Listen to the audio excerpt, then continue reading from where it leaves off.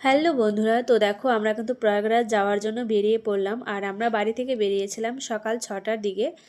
আমরা ছিলাম লোক 12 জন। তো তার জন্য আমাদের এখানে দুটো আর্টিকা ভাড়া করা হয়েছিল। তো আমরা দেখো বিহারের মধ্যে ঢুকে পড়েছি। পূর্ণিয়াতে এসে আমরা সকালবেলা টিফিন সেরে নিয়েছিলাম। তারপর কিছু দূর এগিয়ে এসে আবার দুপুরের লাঞ্চটাও আমরা সবাই মিলে সেরে নিলাম। তো দেখো আবার আমাদের গাড়ি চলতে শুরু করলো। তো এখানে রাত্রি হয়ে গেছিলো আর আমরা একটা হোটেলে রাত্রেবেলা থাকতে চেয়েছিলাম, কিন্তু থাকা হয়নি। তার জন্য একটা পেট্রোল পাম্পে গাড়ি থামিয়ে সবাই 3-4 ঘন্টা ঘুমিয়ে নিচ্ছিল, তারপরে আবার গাড়ি চলতে শুরু করেছিল। তো এখানে দেখি অনেকে টেন্ট নিয়ে এসছে, তো টেন্টের মধ্যে ঘুমিয়েছিল বেশ ভালো আরাম করে। তো এটা পরের দিন সকালবেলা আবার আমরা লুচি, সয়াবিনের একটা তরকারি আর জিলিপি দিয়ে সকালবেলা টিফিন সেরে নিলাম। আবার আমরা রওনা দিয়ে দিলাম। তো দেখো আমরা কিন্তু প্রয়াগরাজ পৌঁছে গেছি প্রায়। আর আমাদের গাড়ি পার্কিং করেছিল কানহা পার্কিংয়ে। আর এখান থেকে আমরা অটো ভাড়া করে গিয়েছিলাম কুম্ভমেলায়।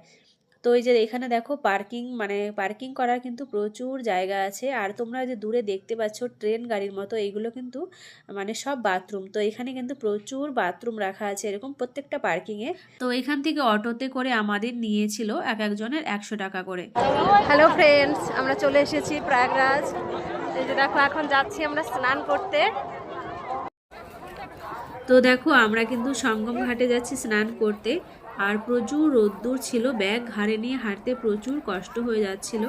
তো যারা কুম্ভমেলায় যেতে চাচ্ছ তো তাদেরকে একটা কথাই বলবো, লাগেজ খুবই কম নিয়ে যাবে, না হলে নিজেদেরই খুবই কষ্ট হবে হাঁটতে। তো দেখো এখানে আমার শাশুড়ি শ্বশুর আরও বয়স্ক যারা কয়েকজন ছিল তারা আগে স্নান করে নিচ্ছিল। আর আমরা হচ্ছে ব্যাগগুলো দেখে রাখছিলাম। সবাই তো একসঙ্গে স্নান করতে যাওয়া যাবে না। আর এই ঘাটের পাশেই কিন্তু জামা কাপড় চেঞ্জ করারও জায়গা আছে। তো দেখো ওনারা চলে আসার পরে আমরাও গেছি স্নান করতে। আর জলটা প্রচুর ঠান্ডা ছিল। তো আর জলে কিন্তু একটু স্রোতও ছিল। আর আমরা একদম মাঝখানে চলে গেছিলাম স্নান করতে, যেখানে গঙ্গা, যমুনা আর সরস্বতী তিনটায় মিলিত হয়েছে সেইখানে। তো আর অনেক দিন ধরে যেহেতু ডুবে স্নান করা হয় না, বেশ ভালো লাগছিল। আর ব্যালেন্স পাচ্ছিলাম না, শুধু বারে বারে আমি তার জন্য পড়ে যাচ্ছিলাম। তো আমার ছেলেও দেখো ওইও ভালো করে ডুব দিতে পারছিল না, জল একদম কমে গেছে। আর দেখো উপর দিয়ে সবসময় হেলিকপ্টার 2-3টে করে সবসময় উঠতে থাকে। মাঝে মধ্যে তো হেলিকপ্টার থেকে ফুলও ছিটিয়ে দেয়।